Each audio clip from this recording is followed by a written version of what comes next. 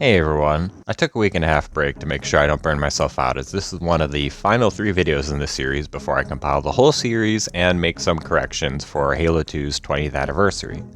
So we're close to the finish line on this little project of mine. Today we're finally getting to the art direction of Halo 2, so let's see where Halo 2 went with its art style. One overarching theme in Halo 2's art style is that the design was built with the intention to perform and look at best when it's stencil shaded. That's right, for those unaware, the original Halo 2 engine had stencil shadows. Check out Late Night Gaming's excellent video for an in-depth look into that if you want to know more about that interesting point. But long story short, everything from architecture of the doors to the helmets of the elites were all designed with this cut lighting system in mind. And while the cutting of that engine certainly had negative effects in the lighting of the final product, I'm glad they preemptively designed everything as they did. It gives Halo 2 an incredibly unique appearance that makes Halo 2 look very distinct, not just from its contemporaries at the time, but the entire Halo franchise as a whole. It's a unique mix of art, design, and inspirations that are just really cool and could really only come about organically. Let's go over how some of these decisions culminated in the multiple ranks you see on the battlefield of Halo 2's campaign. If you want my opinions and/or descriptions of the multiplayer levels or any weapons in the sandbox, I actually already have 2 videos in the series talking about each respectively, which I'll link in the description of the video. We'll start with the Covenant, as they went through the most dramatic changes as a whole as far as factions are concerned. The Hunters of Halo 2 are a far more sleek and color-muted take on their design in CE. With the fuel rod-like beam as their primary weapon instead of a proper fuel rod as well, they are a far more standout unit in any area. That, of course, also includes their unique body shape, height, and again, even their weapon. Just their presence on the battlefield is impossible not to notice. The Grunts exchange far more armor variations seen in CE for a color variation instead to distinguish the several ranks of them, which, given the development chaos of Halo 2, is far more than fair in my opinion. All Grunts got some of the most drastic increases in detail though from CE, with much more detailed armor, skin, and loads of these cool lights along the armor, which make this my favorite Grunt design in the entire series. The Jackals are even more drastically physically changed than the Grunts from their former iteration. Their skull is a lot longer and thinner, with their eyes going from this orange color to a bloodshot pink. Their teeth are a lot thinner as well, and they even get a redesign for their armor shape. Lastly of note, the infamous Jackal Sniper is actually the first time in the series we get to see a Jackal unit on the battlefield without a shield. The last returning unit of the Covenant is the Elites, which arguably still to this day are bearing their most iconic design in this game. As mentioned before, their helmet is redesigned with the intention to cast shadows over their faces, and much like the Grunts, they also get a lot more detailed skin and lights applied to their armor as well.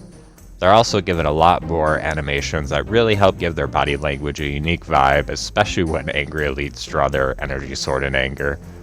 The Brutes make their first appearance in the series here and are depicted as big hairy guys with minimal armor and weapon straps. Kinda like the Wookiees, you know? Much like how the elites get highly expressive animations to show how they are in a frustrated state, the Brutes, when angry, drop their weapons and charge at you on all fours in an attempt to charge you down.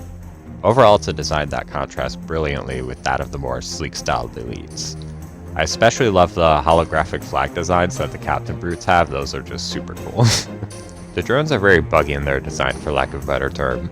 And no, not the Bethesda kind of buggy. Their body is segmented and covered in their exoskeleton armor rather than the manufactured armor which the rest of the Covenant rakes use. They have 6 limbs with a pair of arms, legs, and wings, giving them more maneuverability than any other species on the battlefield, with their flight being assisted by these little gravity devices on their wings which aid in flying in thinner atmospheres.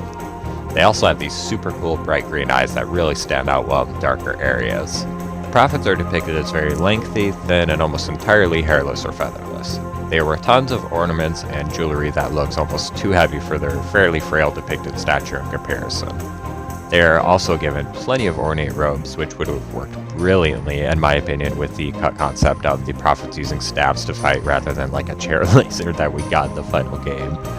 Like here in the cut storyboards, we could see what that would have looked like, and honestly, in my opinion at least, it's even more awesome than the final product. Switching over to the UNSC side, since the Flood Sentinels basically went through few if any changes from CE other than like a general increase in graphical fidelity as far as design style is concerned at least. The Marines were given far more traditional military style gear and design compared to their counterparts in CE. which carry a slightly more sci-fi look in general. They lost the exaggerated plate shoulders and that cool green visor piece in exchange for tons of buckles, straps, and camo pants. The most notable change amongst the entire returning cast as well as the UNSC, however, is none other than the Master Chief himself. The new Mark VI armor would ultimately become the template for his design, arguably still to this day, 2 decades later. They introduced visor lines, reshaped the visor opening itself, remodeled both the top and the sides of the helmet, in addition to all the other changes outside of the rest of the armor besides the helmet. Basically everything has been updated here. Last but certainly not least is the Arbiter. Contrasting with the armor of the rest of the elites, the Arbiter's armor doesn't stick out as much along the helmet, shoulders, and legs, fitting his build much more tightly, with the only exception being the shoulder guard.